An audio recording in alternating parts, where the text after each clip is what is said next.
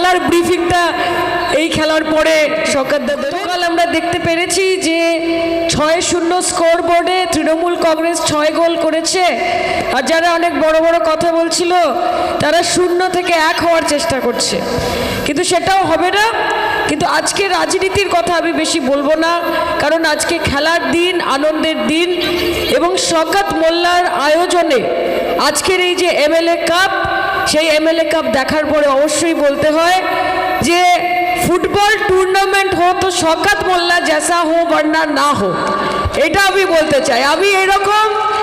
আমি নানান জায়গায় যাই, বহু জেলায় গেছি কাজের সূত্রে, কিন্তু আমি অনেক খেলা দেখেছি এইরকম মাঠ এবং ভোজের হাটের এই মাঠকে যে শওকতদা নিজের হোম গ্রাউন্ড, নিজের বাড়ির মাঠ, আজকে ক্যানিং পূর্ব, তার প্রতি শওকতদার যতটা কমিটমেন্ট তার থেকে অনেক বেশি ভাঙনের প্রতি শওকতদা নিজের কমিটমেন্ট দেখিয়েছেন। তার জন্য একটা জোরে হাততালি শওকতদার জন্য হয়ে যাক, কারণ উনি সম্পূর্ণভাবে জয়নগর লোকসভা কেন্দ্র থেকে শুরু করে আমাদের যত এমএলএ মন্ত্রী সাহেব সবাই বসে আছেন, সবাইকে উনি আনিয়েছেন এই ভাঙড়ের মাটিতে।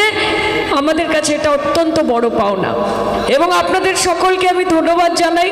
সবার নাম আলাদা করে বলছি না, কারণ আজকে যতজন মানুষ এখানে রয়েছেন তারা প্রত্যেকেই খুবই সম্মানীয় ব্যক্তি, আপনাদের কাছের মানুষ, আপনাদের পাশে থাকে এমন মানুষ, কাজে তারা থাকবে সবসময়। এবং আজকে ফাইনালি বলছিল শওকতদা যে ক্যানিং পূর্ব বনাম ভাঙড়ের খেলা হবে। বললাম যে খেলার মাঠে হয়তো বনাম সেটা হবে, ভার্সেস সেটা হবে, কিন্তু যখন রাজনীতির ময়দানে আমরা নামবো তখন কিন্তু ক্যানিং পূর্ব, ক্যানিং পশ্চিম, ভাঙড় থেকে শুরু করে যতজন এমএলএরা এখানে রয়েছেন আমরা একসাথে খেলবো, একসাথে জিতবো, এবং বিরোধী যারা শান্ত বাংলাকে অশান্ত করার চেষ্টা করছে তাদের জামানত বাজেয়াপ্ত করে দেখিয়ে দেব। তাহলে খেলা হবে তো? একটু ভাঙড়ের আওয়াজ শোনাতে হবে তো? তাহলে জয় বাংলা, জয় বাংলা, খেলা হবে, খেলা হবে, খেলা হবে।